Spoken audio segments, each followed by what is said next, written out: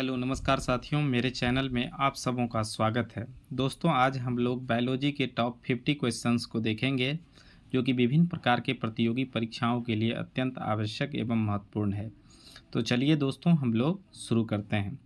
इसमें पहला प्रश्न है कि शीत ऋतु में पशुओं के प्रसुप्त काल को क्या कहते हैं। तो शीत ऋतु में पशुओं के जो प्रसुप्त काल होते हैं उसको कहा जाता है हाइबरनेशन। हाइबरनेशन कहा जाता है। प्रश्न संख्या 102 है कि मानव शरीर में कुल कितनी अस्थियां हैं। तो मानव शरीर में जो है कुल 206 हड्डियां होती है जिन्हें अस्थियां भी कहा जाता है। प्रश्न संख्या 103 है कान की हड्डियां कितनी होती है। तो कान की हड्डियां जो है वह 6 होती है। कान की हड्डियां टोटल 6 होती है। मानव में कशेरुकों की कुल संख्या कितनी होती है। तो कशेरुकों की कुल संख्या जो है वह 33 होता है। प्रश्न संख्या 105 है कि बच्चों के अंगों की अस्थियां मुड़ जाती है किसकी कमी से। तो बच्चों के अंगों की अस्थियां जो मुड़ती है वह विटामिन डी की कमी से। प्रश्न संख्या 106 है शरीर की सर्वाधिक प्रबल अस्थि कौन सी होती है। तो सर्वाधिक प्रबल अस्थि जो है वो होती है जबड़े में। प्रश्न संख्या 107 है कि कौन सा भाग हाथी के गंजदंत के रूप में बदलता है। तो दूसरा कृंतक जो है यह गंजदंत के रूप में बदलता है। लॉकजा विकृति किस बीमारी का दूसरा नाम है। तो टिटनस बीमारी का दूसरा नाम है लॉकजा विकृति। प्रश्न संख्या 109 है दांतों के अध्ययन से संबंधित विज्ञान क्या कहलाता है। तो दांतों के अध्ययन से संबंधित विज्ञान को ओडोंटोलॉजी कहा जाता है। सपाट अस्थियां कहाँ पाई जाती है। तो सपाट अस्थियां जो है यह खोपड़ियों में पाई जाती है। प्रश्न संख्या 111 है ऑस्टियोसाइट कहाँ पाया जाता है। तो ऑस्टियोसाइट जो है यह हड्डी में पाया जाता है अर्थात अस्थि में। जानू फलक का दूसरा नाम क्या है। तो जानू फलक का दूसरा नाम है जानविका जिसे पटेला भी कहा जाता है। प्रश्न संख्या 113 है मानव अस्थि पंजर जिसको कंकाल में कुल कितनी हड्डियां होती है। तो मानव अस्थि पंजर या कंकाल में कुल 206 हड्डियां होती है। दांत और हड्डियां किससे मजबूती और दृढ़ता प्राप्त करते हैं। तो दांत और हड्डियां जो है यह कैल्शियम से मजबूती और दृढ़ता प्राप्त करते हैं। प्रश्न संख्या 115 है 3 और 4 वर्ष के बच्चे के दूध के दांतों में शामिल नहीं होता है। तो 3 या 4 वर्ष के जो बच्चे होते हैं उसमें अग्र चवर्णक नहीं होता है जिसे प्री मोलर कहा जाता है। जोर पर यूरिया एसिड क्रिस्टलों का एकत्र हो जाने के कारण कौन सी बीमारी होती है। तो जोर पर जब यूरिया एसिड जमा हो जाता है तो उससे गठिया बीमारी होता है। प्रश्न संख्या 117 है कि एक पक्षी तथा कीट के पर क्या होते हैं। तो ये समवृद्धि अवयव होते हैं। कीट एक प्राणी है जिसमें 3 जोड़ी टांगें होती है। प्रश्न संख्या 119 है कि हमारे शरीर के किन कोशिकाओं में सबसे कम पुनयोजी शक्ति होती है। तो सबसे कम पुनयोजी शक्ति होती है मस्तिष्क कोशिकाओं में। गुणसूत्रों की आकृति विज्ञान का अच्छी तरह से अध्ययन किससे किया जाता है। मध्यावस्था से अच्छी तरह से अध्ययन किया जाता है। प्रश्न संख्या 121 है चोंच किससे बनती है। तो चोंच जबड़े से बनी होती है। दांतों की कठोर इनेमल परत क्या होती है। तो दांतों की कठोर परत जो है इनेमल वह कैल्शियम फास्फेट की बनी होती है। प्रश्न संख्या 123 है कंकाल की मांसपेशियों की अनुमानित संख्या बताइए। तो कंकाल की मांसपेशियों की अनुमानित संख्या 700 होती है। अनुवांशिक रूप से समान व्यक्तियों के बीच प्रत्यारोपण को क्या कहते हैं। समान व्यक्तियों के बीच प्रत्यारोपण को कहते हैं आइसोग्राफ्ट। प्रश्न संख्या 125 है घोड़े और गधे से पैदा जानवर की संकर जाति को क्या कहा जाता है। तो घोड़े और गधे से पैदा जानवर की संकर जाति को खच्चर कहा जाता है।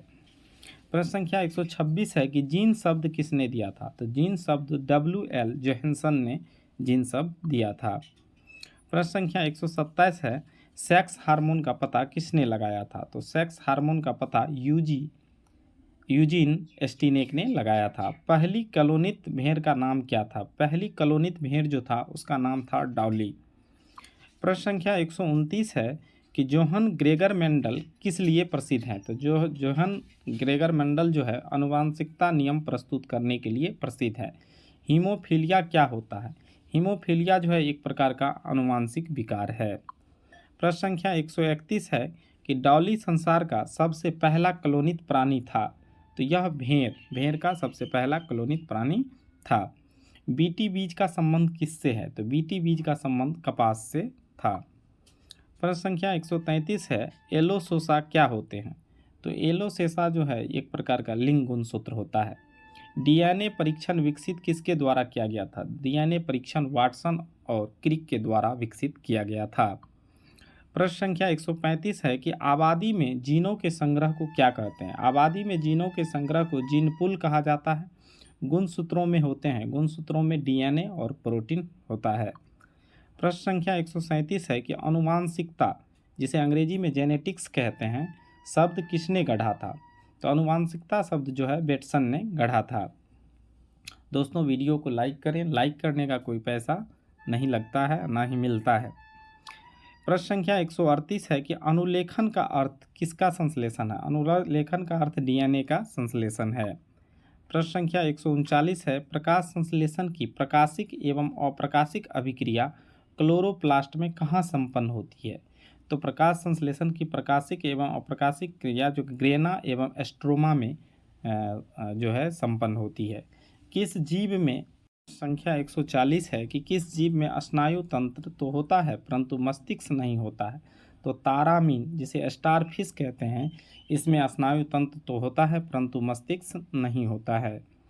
प्रश्न संख्या 141 है कि जीवाणु में किस प्रकार के राइबोसोम पाए जाते हैं? तो जीवाणु में 705 राइबोसोम्स पाए जाते हैं। रेशम कीट अपने जीवन चक्र में किस प्रकार का तंतु पैदा करते हैं? तो रेशम कीट जो है यह प्यूपा अपने जीवन चक्र में पैदा करते हैं। प्रश्न संख्या 143 है, सामान्य प्रयोग में आने वाले मसाला लौंग कहाँ से प्राप्त होता है? तो लौंग जो है यह फूल की कली से प्राप्त होता है। किन पौधों में जाइलम वाहिकाओं का अभाव होता है? तो अनावृति बीजी एवं टेरिडोफाइट्स पौधों में जाइलम वाहिकाओं का अभाव होता है। प्रश्न संख्या 145 है कि प्रकाश संश्लेषण के दौरान हरे पौधे किसका अवशोषण करते हैं? प्रकाश संश्लेषण के दौरान हरे पौधे कार्बन डाइऑक्साइड का अवशोषण करते हैं। पके हुए अंगूरों में क्या होता है? पके हुए अंगूरों में फ्रुक्टोज पाया जाता है। प्रश्न संख्या 147 है, 5 जगत वर्गीकरण किसने प्रस्तुत किया था? तो 5 जगत का वर्गीकरण जो है व्हिटकर ने प्रस्तुत किया था। जंपिंग जीन की खोज किसने की थी? मैकक्लिंटॉक ने जंपिंग जीन की खोज की थी। प्रश्न संख्या 149 है कि ऐसे कौन से उड़ने वाले जीव हैं जो पक्षी वर्ग में नहीं आते हैं? तो ऐसे जीव हैं चमगादड़। चमगादड़ ऐसे जीव हैं जो उड़ने वाले जीव हैं जो पक्षी वर्ग में नहीं आते हैं। वह समूह जिसके जंतु प्रायः रात्रिचर होते हैं, मतलब रात में भ्रमण करते हैं, तो वह है मच्छर, चमगादड़ एवं उल्लू। धन्यवाद दोस्तों, वीडियो अच्छी लगी तो वीडियो को लाइक करें, शेयर करें और नए हैं तो हमारे चैनल को सब्सक्राइब करें। तब तक के लिए अलविदा, जय हिंद।